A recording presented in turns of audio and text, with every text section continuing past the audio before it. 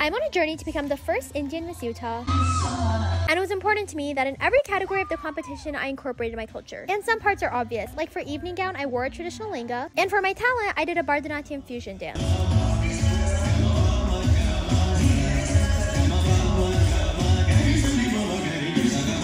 But I didn't want to stop there. So for the other categories, I chose to wear a bindi.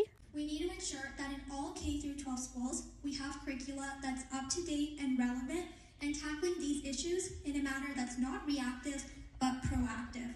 I think a lot of people assume I wear the bindi every single day, which actually isn't true. Which begs the question, why did I even choose to wear it at all? Honestly, at first, I couldn't really describe it. It just always felt right, and I knew it was something that I wanted to do. But now a couple months later, having the chance to think about it, I finally have an answer. There's a couple reasons, but the first is that it's one of the easiest ways to show that I'm visibly Indian. And like, don't get me wrong, I know I look very Indian, but I feel like adding the bindi just really seals the deal and gets the point across that I'm Indian and I'm proud of it. Another thing I realized through my social media is that diversity is so much deeper than just having different skin colors.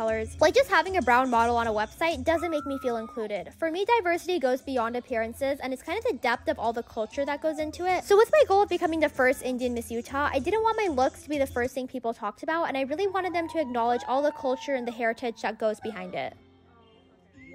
I also grew up wearing and seeing the bindi. My mom is an Indian dance teacher, so every single day we'd have dozens of girls coming into our house, and part of being in uniform is having a bindi. But even though the bindi was so common, I only wore it inside of the house. And for me, it was kind of this unspoken rule that whenever I wore the bindi, I was in Indian mode, and whenever I didn't wear it, I was in American mode. And as an American Indian, I've really struggled in balancing the two sides. So for me, being able to wear a bindi with my Western outfits is a really powerful way to kind of like symbolize the harmonization of those two very different sides.